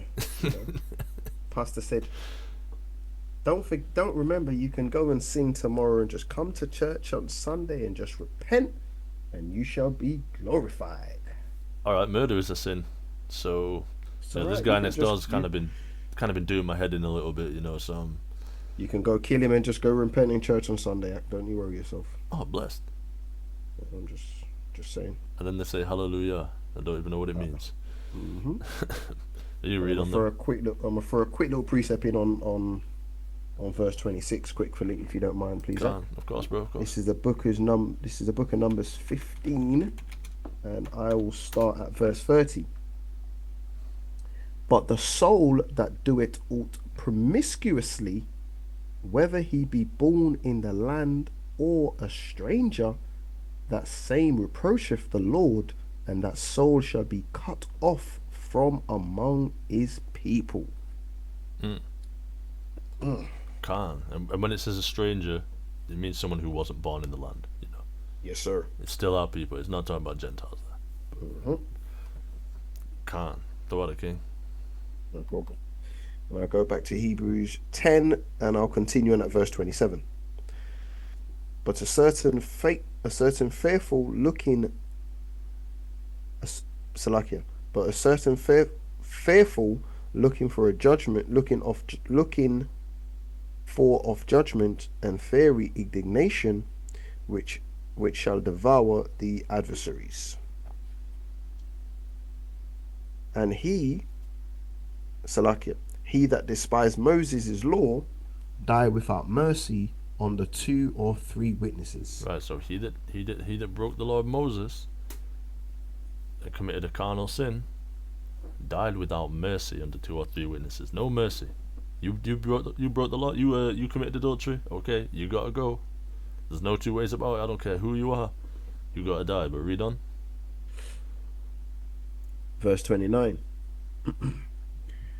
of how much sorrow punishment supposeth ye shall he be thought worthy who art trodden on the foot the son of Yahawah, and art counted the blood of the covenant wherewith he was sanctified, and on an unholy thing, and art done despise unto the spirit of grace. Right. If you broke Moses' law back in the day, you had to die without mercy. It says of how much sorrow punishment, how much worse is your punishment going to be if Christ died for you. The spirit of grace is upon you, and you still carry on sinning. Brother, imagine someone's playing in the street, right? There's a kid playing in the street. Ramla, with his Superman chest on, sees a car flying down the road. He thinks brave and he runs out. He dives and he pushes the kid out of the way, and the car hits him. The kid runs over, and his last dying words to this kid, he says, "Do me a favor, bro. Stop playing in the streets, man. He died for you, so you didn't have to die. And all he asks is that you stop doing the thing that nearly got you killed." You know, he doesn't play in the streets. The analogy I'm making, you're sinning. Christ never sinned, right? Christ never sinned. But he died as if he committed all those sins. He died as if he committed those sins for you who does commit them sins, and all he asks is that you don't do it anymore. Ramla came, he pushed that kid out of the way. Ramla doesn't play in the street, but he dived in the street to save this kid, pushed the kid out of the way, got hit by the car. His last dying words to this kid, "Please stop playing in the street." Ramla dies, and then he's looking down on him. This is the Christian perspective, you're in heaven or whatever, but he's looking down on this kid, and he sees him still playing in the street. How pissed would you be?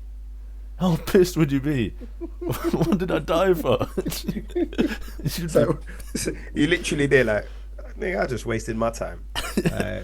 You know what I'm saying? I just wasted my time. Like, I could have still been living life and enjoying myself. I gave it all up for you, and what do? Carry on doing the same shit I told you not to do. Like, come on, bro. That's ridiculous. Exactly, bro. The spirit of grace is upon you, and you did that. Hold on. There's one in Peter. This is Peter. 1 Peter chapter 2:16. In chapter 2 verse 16 it says, "As free, and not using your liberty for a cloak of maliciousness, but as the servants of God." So your liberty meaning your freedom. You don't have to die for those sins. Don't use that to carry on sinning. You know, don't use that liberty for that purpose.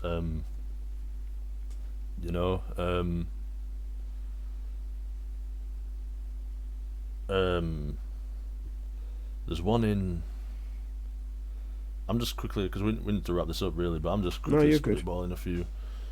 Romans 8, chapter 8, verse 2 says, "For the law of the Spirit of life in Hamashayach Yahawashi hath made me free from the law of sin and death." That doesn't mean you're free to sin, it means you're free from the law of sin and death. What's the law of sin and death? You commit adultery, you have to die. Not anymore. But don't use that liberty, don't use that grace to carry on sinning. Because like I just said, what did Christ die for if you keep sinning? What was the point? Romans 6 verse 18. "Being then made free from sin, ye became the servants of righteousness." Right. So, again, at the end of the day, as Brother Shawab said, at the beginning, at the beginning. We've all sinned, and this is one of the things. When you talk to people on the highways and the byways, and you say to them, what is sin? And you get a Christian and you say to them, right, what is sin? And sin is the transgressions of the law. And they say, what, you don't sin? And it's like, no, I'm not saying to you I've never sinned. I'm saying to you that I don't sin anymore. Because why don't we sin anymore? And this perfectly tells you, because what does it say? Being then made free from sin, ye became the servants of righteousness. So again, we've found the Most High, right? We've learned the law, statutes, and commandments by reading the Torah, gaining the understanding, right? Gaining the knowledge, reading, precept upon precept, line upon line, right? Understanding the different precepts within the book and how we should carry ourselves and how we should live. And now, what do? We are free from sin because we serve of righteousness. We've become servants of righteousness. So now we strive to be righteous. So again, if I talk to one of my brothers, or one of my brothers is saying, "Oh, you know what, Ramla? Boy, I'm feeling to go down to the strip club tonight. Man, car. The wife. Boy, I don't know. You know, for me to not say anything to that brother, I'm allowing that brother to then fall back into his sinful ways, right? But I now need to adjust that, and I need to rebuke him openly, not turn away from him and leave him and then rebuke him behind his back, because there's a scripture, roughly paraphrasing, that tells us to rebuke openly.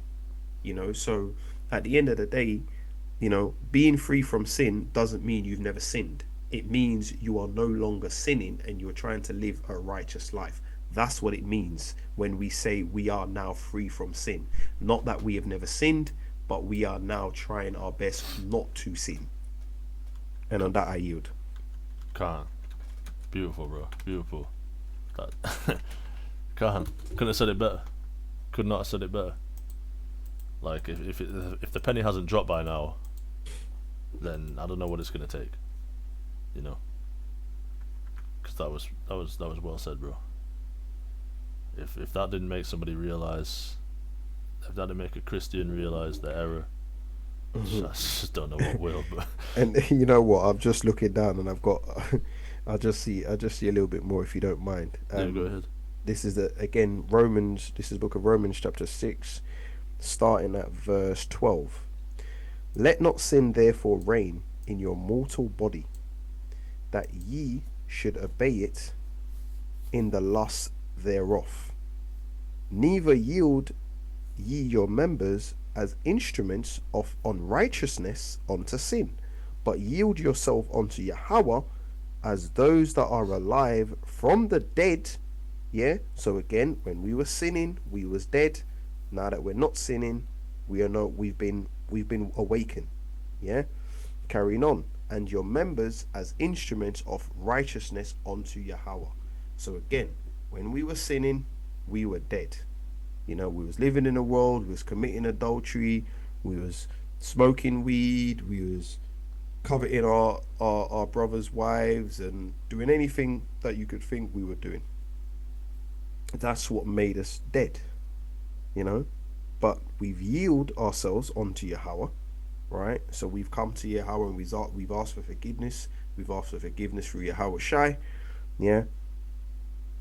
And now we're alive again, because now we've got a totally different spirit. We've been renewed within the spirit of Yahawah, and Yahawashi. They've given us that new spirit, that new lease of life, to say, right, if you do these things and follow these laws, you will abide in grace and glory, and you will continue to walk down the path of righteousness.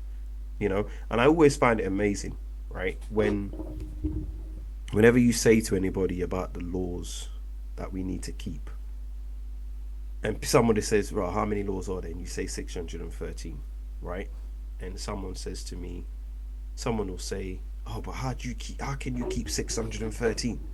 And you're like, well, there's some laws that don't pertain to me. There's some laws that we can't do because, we don't have a temple. We're not in our homeland. So there's certain laws that we can't do, right? But they are quite a few that we can do. And the first thing you get told is, oh, how can you do that? that's not possible for you to do. Now, my question to anybody who would say that is, how many laws are in the UK today? That would be my question. How many laws are in the UK today, and how many laws do you break on a daily basis? And I guarantee you, you're going to get two answers. They're not going to be able to tell you how many laws are in the UK, because there's, a good couple thousands, I would imagine, right? And they're not going to be able to tell you how many of them they break, because more than likely, what do? You try your best to keep all of those laws. Yeah. So you're saying to me that you're claiming to be a Christian, a follower of Christ, and God loves you and all of this, but yet still you find it so difficult to keep his laws, but you find it so easy to keep laws of man. That makes no sense whatsoever. Absolutely no sense. And the last thing I'm going to say is I'm going to go to Matthew 5 verse 48. Salakia, I do apologize. Afterwards, can you jump to verse 17, I believe? Afterwards. Can't.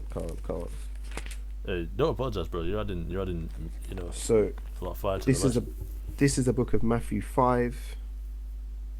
chapter 5, starting at verse 48. Be ye therefore perfect, even as your Father which is in heaven is perfect. So again, I pulled that scripture just to purely say, people always say, oh, no one's perfect, you can't be perfect. But the argument I will present to anybody who makes that statement is to say, well, if we can't be perfect, why is it that I'm reading red letter and Christ is telling me to be ye therefore perfect, even as your Father which is in heaven is perfect? So basically what you're saying to me is Christ doesn't know what he's talking about, and he doesn't believe that we can do anything. Because if he's telling us to be perfect, why is it that we need to question that? If we are meant to be, and if people claim to truly be followers of Christ, if he's telling you to be perfect, what is the question that you need to ask?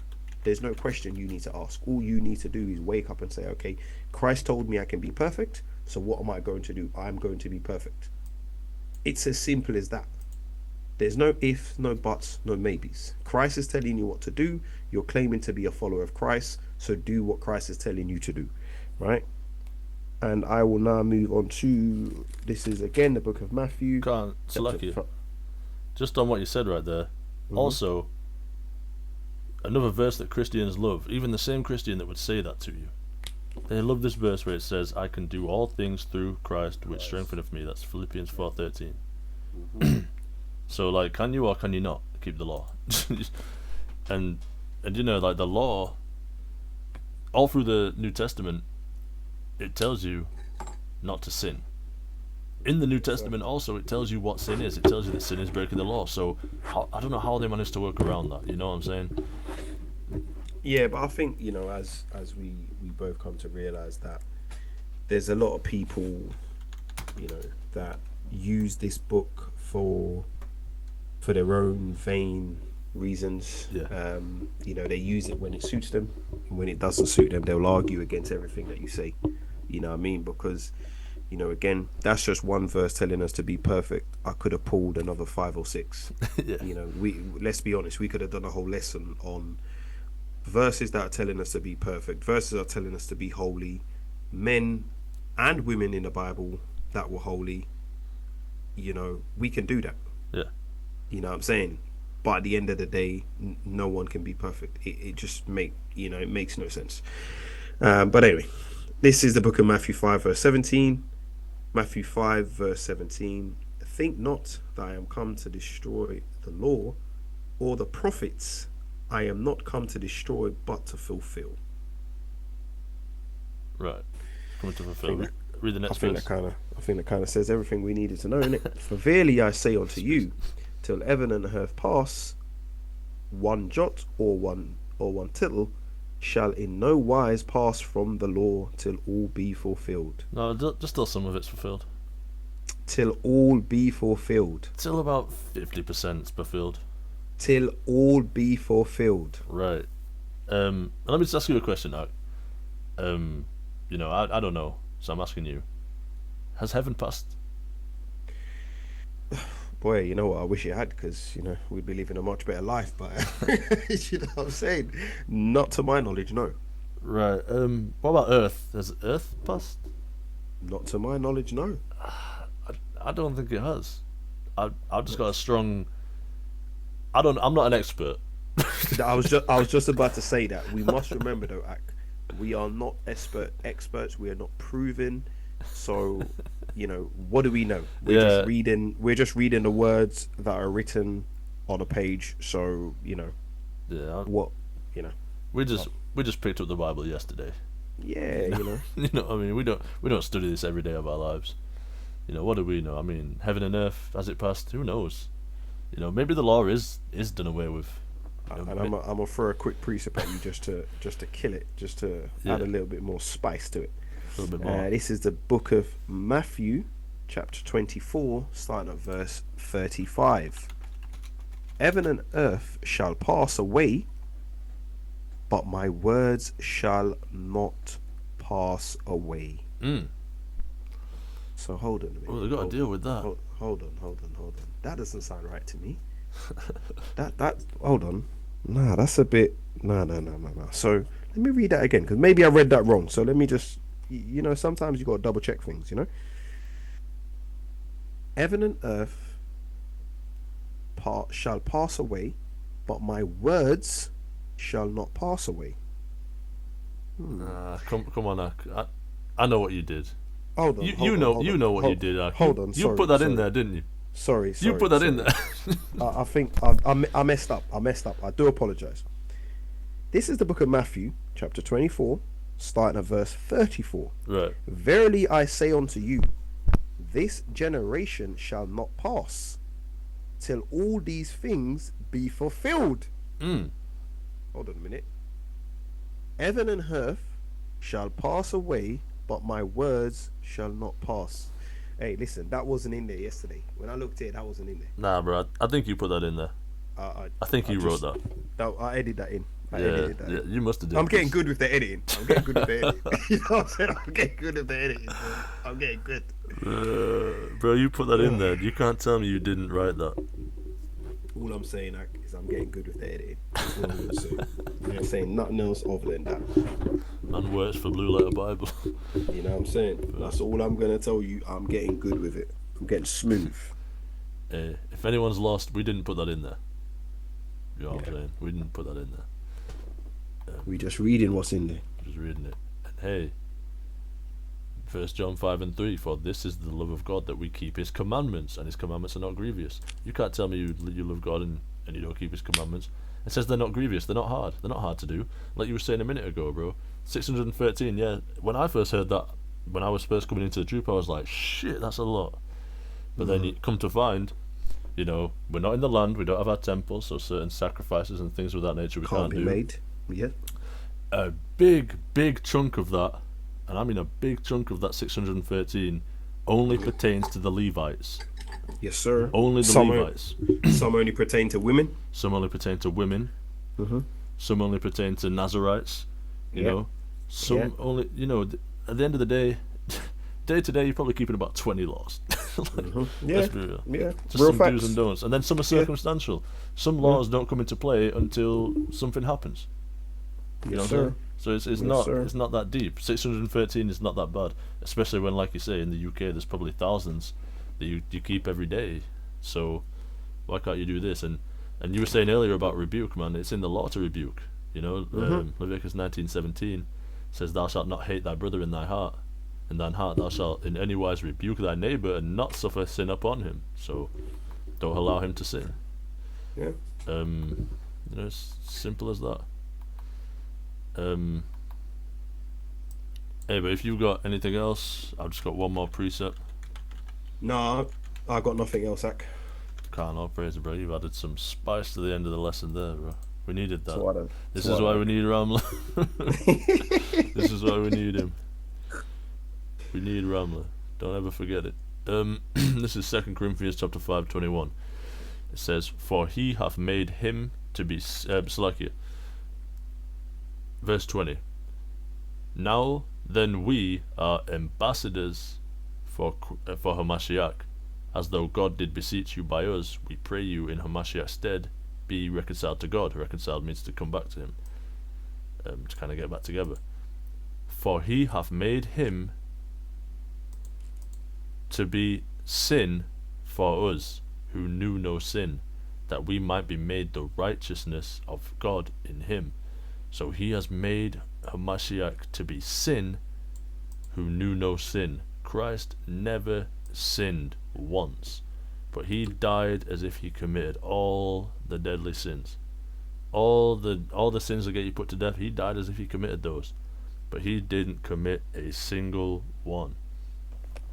Yeah, but it's not possible to not sin. Like, Oh, everybody sins. It's not possible. oh right, never mind. Let's just it's not. Yeah. You know what? I think we should just delete this lesson. We just wasted. Yeah, it's we not. just wasted our It's time. not possible. But I got somebody who I think did sin, but I'm not sure. This is Job 1:1. There was a man in the land of Uz, whose name was Job, and that man was perfect and What? upright. I mean, there was. This is the book of Job, chapter 1, verse 1. There was a man in the land of Uz, whose name was Job, and that man was perfect and upright, and one that feared Yahawah, and he swayed evil. So I don't know. I don't know if we can be perfect. I don't know. Nah, I don't think it's possible.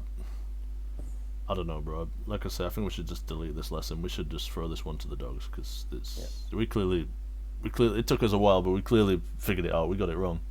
Yeah. So I'll see you at church on Sunday, yeah? Yes, sir. Yes, sir. Fuck that. I'll be repenting. Yeah. I'll be in the conversion box, having my bacon butty for breakfast. Oh, I mean, Can't even stand this stuff. can't leave home without that. Nah, bro. My fringes, they're not very stylish. I'm not really liking them. Beard makes you look scruffy. What do you need it for? You know what I mean? What Where do you the need a beard bitches at, for? man? Just makes you look scruffy. You know what I mean? That beard. Why you got all of that on your face? What's wrong with you? Bro, I'm feeling a shape up. If I can be honest, I'm feeling like getting a shape up. I mean, where are the bitches at, man? Yeah. Let me go shout some women. Yeah. No, Go we're not and doing find that. Like, how could Christians get away with that, man? How can they justify that to themselves, man? I'll never know. The blind leading the blind. Yep, right off a cliff. But if you've got anything else, we'll grab it. If not, I've got nothing. I've got absolutely nothing else, Zach. I think we're just about done then. Bro, we ended up freestyling at the end, We ended up freestyling. But So it happens when you get in the spirit, Zach. You know what I'm saying? You get in the spirit and the Most High takes over and you just start going. Praise the Most High. Anything can happen. Can. Yeah, well, I think with that, Lord willing, someone was edified. Get out of Christianity while you still can. That's one hell of a drug. Have you bugged out? Shit's worse than crack. Worse than anything, bro. But with that, I'm gonna give Kal Halal Yahawah by Sham Hamashayach Yahawashi. Shalom Yasharallah. Shalom Israel. Soon the Most High's gonna give us the spirit to fight. We will be raging and you do not care. How did we get here? Why are we cursed? And can we be spared? I just mourn for Jerusalem. Children of Israel are dead and I'm trying to bear. Father, please redeem your children. We're sorry and finally scared. Father, please redeem your children. We believe you are there and they do not care.